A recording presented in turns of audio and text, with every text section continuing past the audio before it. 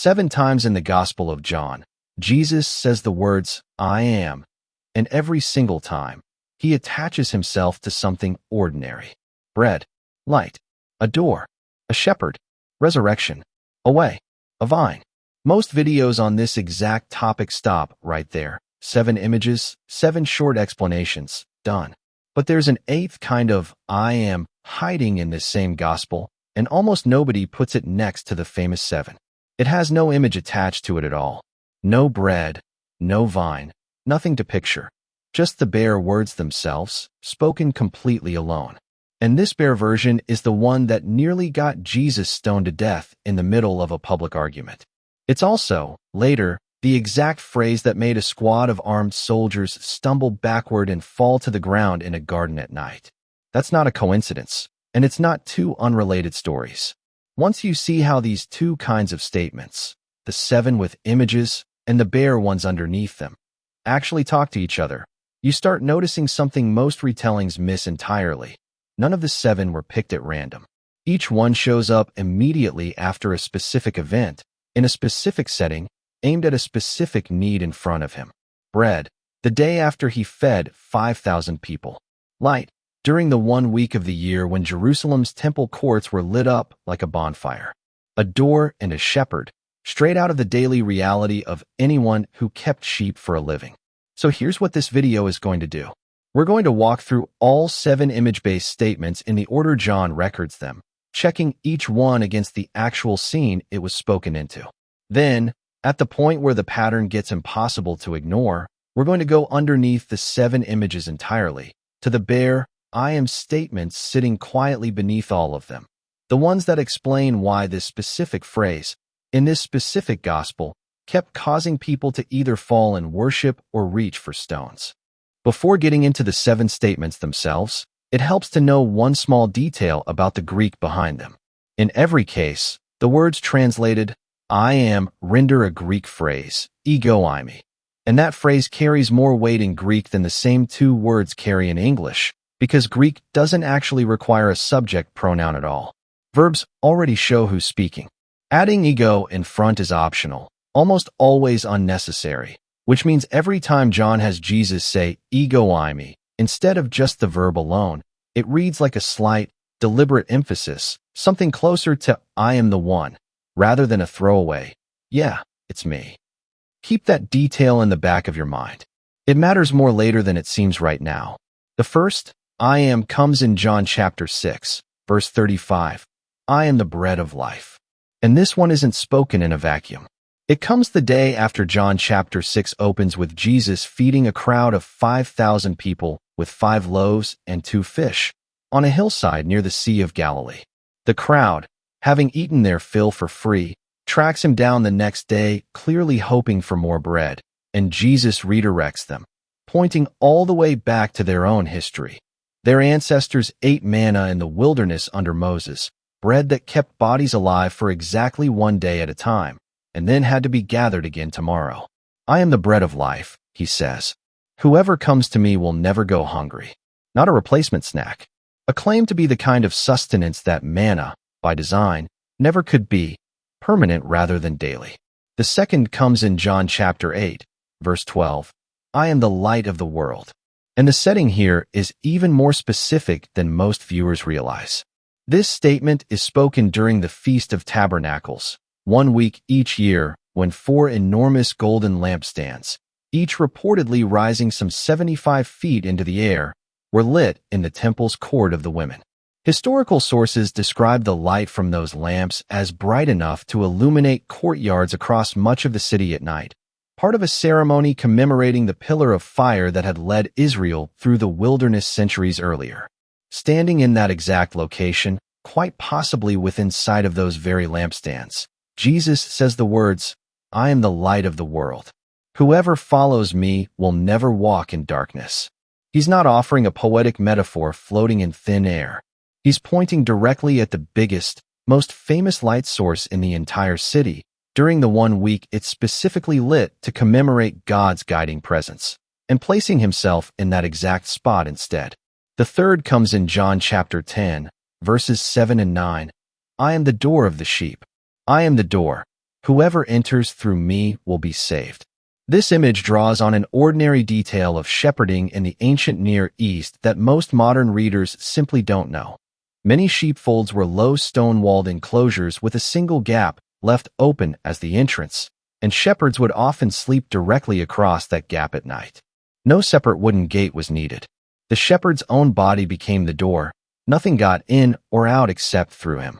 When Jesus says, "I am the door," he's not reaching for an abstract idea about access.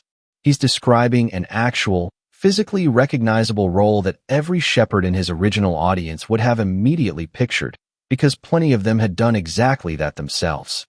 3 statements in, and already the pattern is clear. These aren't 7 random metaphors pulled out of thin air for poetic effect. Each one is anchored to something specific: a meal that just happened, a festival actually underway, a job half the audience had personally done. If noticing connections like this, the kind that don't show up in a quick surface-level list, is something you find genuinely valuable, this channel exists specifically to dig them out every week, using real sources rather than recycled talking points. Subscribing means you catch the next one. And what's coming next shifts from ordinary provision towards something much heavier: statements about life, death, and what happens on the other side of both. The 4th statement continues directly out of the 3rd, in John chapter 10, verse 11. I am the good shepherd. The good shepherd lays down his life for the sheep. This isn't a brand new image pulled from nowhere. It's picking up a loaded prophetic word from centuries earlier. In Ezekiel chapter 34, God condemns Israel's own religious leaders as corrupt, self-serving shepherds who fed themselves while letting the flocks scatter and starve, and then promises to personally step in as the true shepherd instead. Jesus' very next line in John 10 draws the contrast on purpose. Unlike a hired hand who runs at the first sign of danger because the sheep were never really his to begin with, the good shepherd stays and pays with his own life. And a few verses later, in John 10 verses 17 to 18, he adds a detail that separates this shepherd from any ordinary one. No one is taking that life from him by force. He's laying it down entirely by choice, and he has the authority to take it back up again. It's simultaneously an ordinary rural image and a direct claim to be fulfilling a specific, centuries-old prophetic promise, on his own terms rather than as a victim of circumstance. The 5th statement arrives at one of the most emotionally direct moments in the entire gospel. In John chapter 11, verse 25, standing outside the tomb of his friend Lazarus, for days after Lazarus died, Jesus tells Lazarus's grieving sister Martha, I am the resurrection and the life. The one who believes in me will live, even though they die. Martha had just told him, with obvious frustration, that she knew Lazarus would rise again at the resurrection on the last day, a distant, future, somewhat abstract hope. Jesus' answer collapses that distance entirely. He doesn't point Martha toward a future event she'll have to wait for. He asks her directly, do you believe this? And she answers with one of the clearest confessions in the entire gospel. Yes, Lord. You are the Messiah, the Son of God. Then, within minutes, he calls Lazarus out of the tomb by name, in front of a crowd of witnesses, and John records that this single sign is the specific event that finally convinces the religious leadership to start planning his execution. The proof of the claim is what puts the cross on the calendar. The 6th statement comes later still, in the most private setting of all 7, not in a crowd, not at a festival, but in an upstairs room on the last night before the crucifixion, with only his closest followers present. John chapter 14, verse 6. I am the way, and the truth, and the life. No one comes to the Father except through me. The disciple Thomas has just admitted, honestly, that he doesn't know where Jesus is going or how to find the way there. Jesus' answer redefines the entire question. The way isn't a set of directions to follow. It's him, specifically. Another disciple, Philip, pushes further, asking Jesus to simply show them the Father, and that would be enough. And Jesus' reply raises the claim even higher. Anyone who has seen me has seen the Father. It's worth noting, too, that decades later, in the book of Acts, the very earliest Christians were sometimes simply called followers of the way, a title that traces directly back to this exact private conversation, spoken hours before the arrest that would make sense of it. For statements about provision, guidance, and life, two more remain, and one of them changes everything about how you're meant to read all the others. The seventh and final image-based statement comes in John chapter 15, verse 1. I am the true vine, and my Father is the gardener. Jesus says this immediately after leaving the room where he'd just shared the Last Supper, likely walking past the temple's own massive golden vine, a real architectural feature carved above one of its main entrances, on the way toward the Garden of Gethsemane. The image itself carries centuries of prophetic weight behind it. In Psalm 80 and in Isaiah chapter 5, Israel itself is repeatedly pictured as God's vineyard or vine, one that was supposed to produce good fruit and instead, in both passages, produced something worthless or sour. I am the true vine isn't a soft image about staying connected for its own sake. It's Jesus stepping into the exact role Israel had repeatedly failed to fulfill, becoming, personally, the vine that finally produces what the vineyard was always meant to produce. That's all seven. And every one of them follows the exact same shape, an ordinary image deliberately attached to a real moment, carrying real prophetic weight underneath it. But none of them, on their own, fully explain why the phrase, I am, itself kept detonating the way it did whenever Jesus used it without an image attached at all. Go back to John chapter 8, just a few verses before the light of the world statement fully plays out. In verse 58, in the middle of a tense argument about Abraham, Jesus tells a hostile crowd, before Abraham was born, I am. Not I was. Not even I existed before him. The grammar is deliberately broken, a past tense question answered with a present tense claim that never stops being present. And this phrase, eimi, spoken with absolutely no image attached to soften it, is the exact phrase the Greek translation of Exodus chapter 3, verse 14 uses for God's own self-description to Moses at the burning bush. I am who I am. Tell them I am has sent you.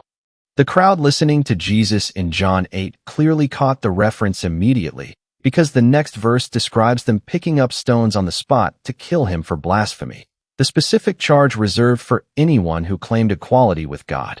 This bare, image-free version of I am isn't a one-time slip.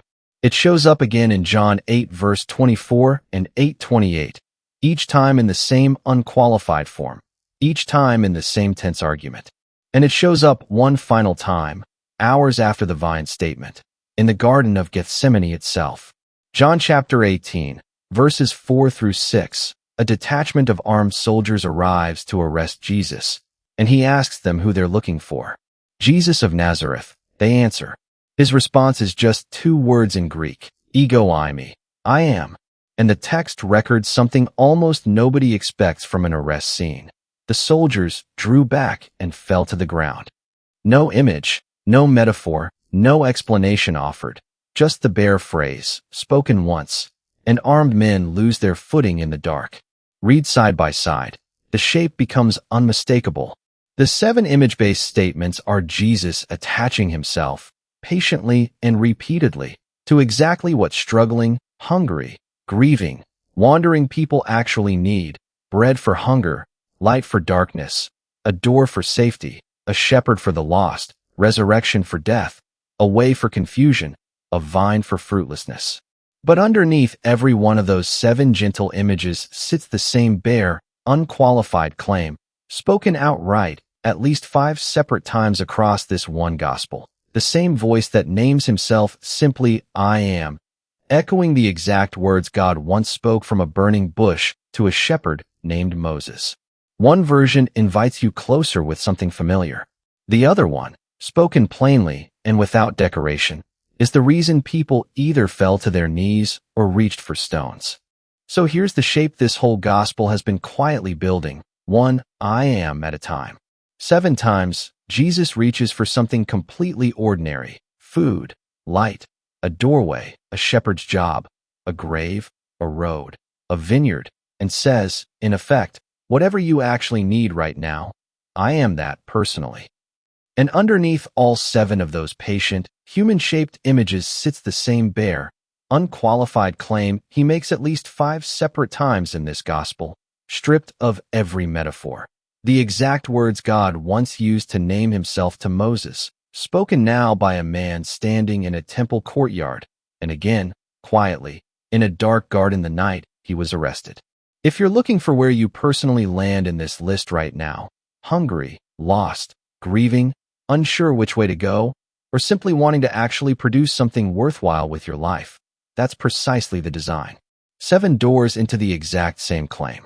Which of the 7 I am statements means the most to you right now? Tell me in the comments. And if walking through connections like this, hiding in plain sight across familiar Bible passages, is something you'd like more of, subscribe for the next one. Thanks for watching.